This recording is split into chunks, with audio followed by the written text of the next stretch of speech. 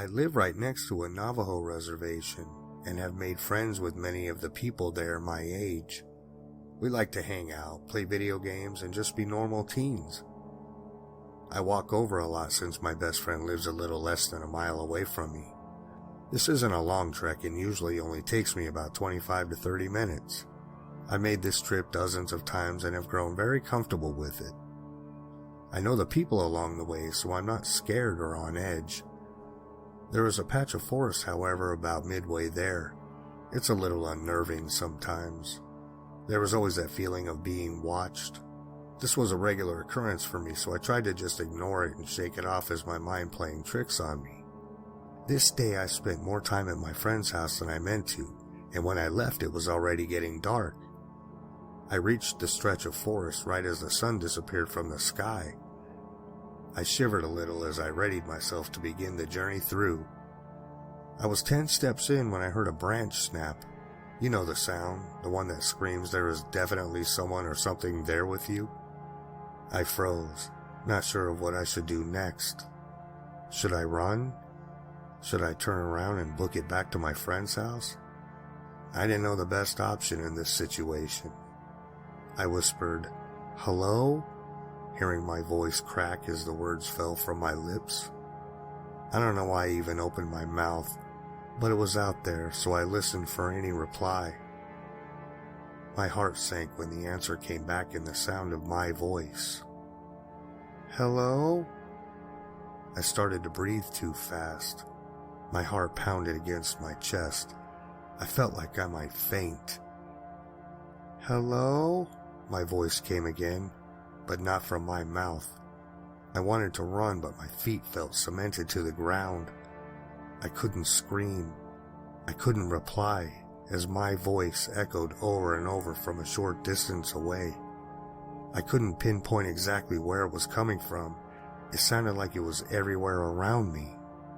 "Hello? Hello? Hello?" it repeated. "Stop it!" I finally managed to tear from my lips. Everything went silent. For a long minute, nothing happened. The air grew stale and I realized for the first time that there was no typical forest sounds. There were no bugs, no frogs or crickets, nothing. I stood there terrified, waiting to see what would happen next. "Stop it!" it mimicked back. I'd had enough and was willing my heavy legs to move. Before I could take a step, I heard rustling in the bushes 20 feet to my left. I watched in horror as a deer head with huge antlers protruded from the brush. As it came further out and stood up on twos, I took off. I flew out of those woods and all the way home in record time. I said nothing to my mom when I got there. I just went up to my room and laid down and thought about what happened. My mother came in at some point and asked me if everything was all right. I replied yes, and that I was just tired. I don't know why I didn't tell her. I guess I might have been afraid of how she would react. I called my friend and told him everything. He freaked out and told me no matter what happened that night, to not reply or look out my window. This terrified me even more. He said to call him the next morning and he would explain more, and that he had to speak to his grandfather as soon as possible. That night I didn't sleep at all. I stayed awake listening to every little sound in the night. Around 3 a.m., just as I was about to drift off, the air changed. The night sounds quieted. I felt my heart begin to pound. I lay there and waited, pulling the covers up over my head like a child, far too scared to move. It came after a long moment. "Hello?" I cried. It was all I could do. "Hello? Stop it!" It mocked what I had said in the woods again.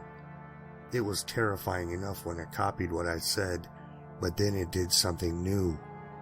It called my name. "Amy?" My mother's voice. "Amy! Amy, come here! Hello? Stop it!" My voice again. For the rest of the night, the creature outside my window called my name in my mother's voice and repeated what I had said in the woods over and over. In the morning when the sun broke through the dark, it finally stopped. I fell into a fitful sleep. I woke around 12 to my friend calling to tell me he had spoken to his grandfather and could explain what happened to me. He said there was a creature they called the Yi Nao Lu Shi, he who goes on all fours, or a Skinwalker. He explained that it was an evil witch that used dark magic to transform into an animal with attributes it required, that it had caught my scent and knew me now.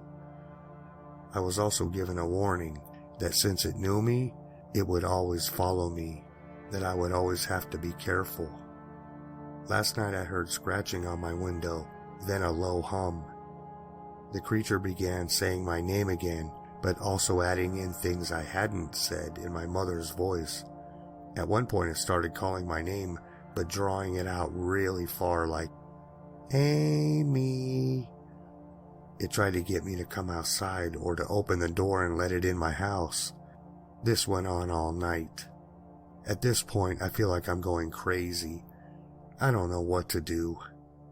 Is it seriously going to stalk the shadows around me for the rest of my life? I don't think I could take that.